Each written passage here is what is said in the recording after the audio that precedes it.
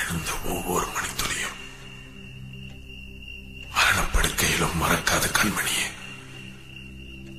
90 நிமிடங்கள் தொட்டணைத்த காலம்தான் 800 ஆண்டுகளாய் இதயத்தில் கணக்குதடி.